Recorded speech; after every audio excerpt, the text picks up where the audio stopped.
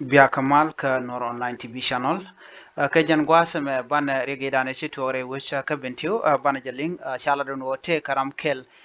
misi kan liu ka jan shenge dan ka chude te reinente kon te sha gwarpin te ci kon ka kwen rama mo chala do jan kana were re nala mo jan dan bana linkel ka jan gwasa me jira mi jidita kan kore le kana me donga jan shanga nyam ka jiko bi Nor Online TV channel bijanen ke bijaling gora jen wo jender subscribe kan Nor Online TV channel kami ci subscribe ne wan gora je en wo jenderi me goji mo deri ja gor gwasame ki deri men goji deri ja gor pin bana lere me bana je linkel ka dob dan en chaje non ka je ka kwi ramadan en chicken men la lucky person me kan chenge dan e leonard ke je kan chuptin ke jan gwasa me kamen shalat le en le re dan shalning ne ke ji kon ngajen wo chen tikane dangol bangwan ti shiliu ere re ne le dan chi yak re wiche ka binti ko united state ne te konti la lat petroleum ka shala do ne na ram la barodien ka ne te chagor ne te shi konchirin ji kon kaling ti shiliu re re nyala mo ko ngai kon gwanwo ne wal bangwan shiga liu duno number 7 la rama barodien ere liska me dan shana nen wajira mo chede tinen shenge dan wajen chakan re ne dan wal bangwan te kon te shiliu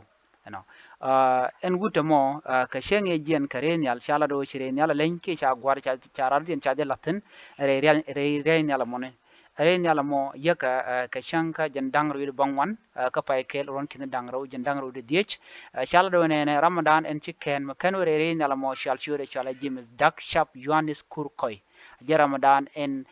ci kot ci yede ci de kanan shangamo ko wajen shangamo de jen kel gane dangwal bongon en kon ci yeken tesnien dum do jen wa kana chup en shangamo ne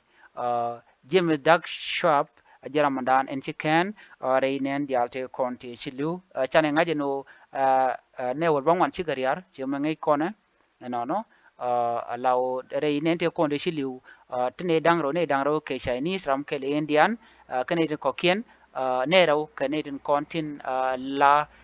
tin la gir la dol Uganda dangro no la nyol jene wal bangwan karam kele dana shiken me chi shoka chi gatol ka chi tet ka chi gatol wara mo jaram kele dana shiken chane dia chagu jeno ken Canadian kontin chilu duno ram kele renen te konti mishane na ram baro dien kelis mishi lis jenen ki ne de konte cha shurin cha kwen wuri shal ke James Duck Sharp Yohanes James Duck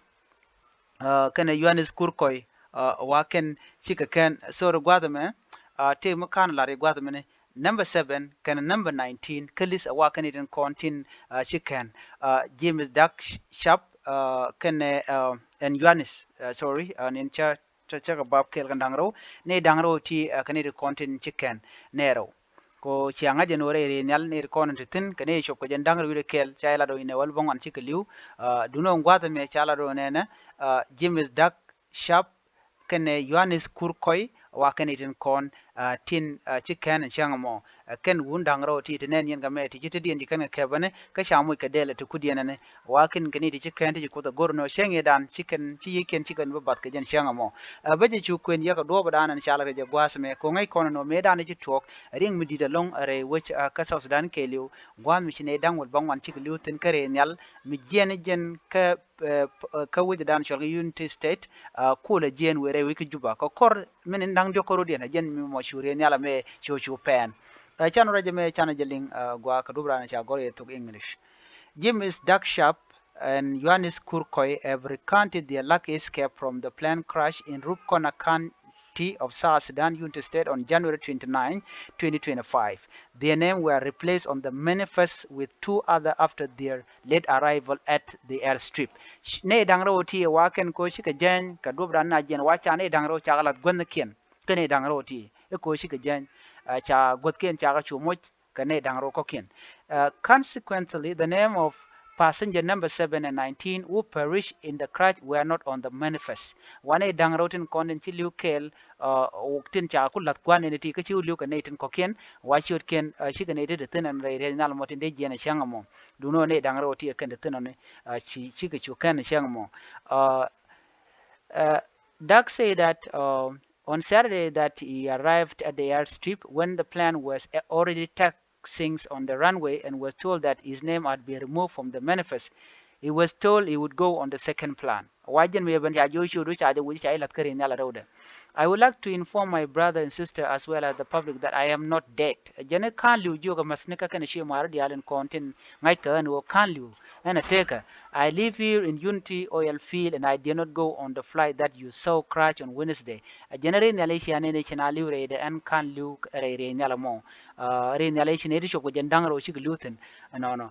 Dio ko je ramedan en la jendang ro dien dio je cheliu ko chale ne jendang ro chi liu jen nyala ram kel karwa manana ne dang ro de kan ne dang ro tin kon en chicken. Doug disclosed that he lost colleague that he had worked with for 11 years. Janisha met the Michika Tekel Karun Welkel in Changamo, Chabadare. He said that following the incident, he immediately visited Bishop Christian Carlazar of Bentiu Diocese to offer prayer. Thank God for protecting his life. Janicha Gianicha Quelwa Kotmila Bishop Jokudan Changamo, Machinato Yedian Chejian Renal, Janisha Chico Palkel, Coach Yede Shaken. Name Jen Dana Chituok, Ne Dangra Washika Ken, James Duck Shop, Ken Yohanis Kurkoi, Wakanit in Kone Kare Nalamo, Gatai Dana Shirek Chatuoga. And Yok Dioga Ramidan Chisava and Changedan, Diogan Ochamoteka, Jen Shalling and Ode to Jandangro Chikalu, made a night conetry nature well one. No, Name Jen update Dan Gordon, you are Kellen Batakamal. Bye bye.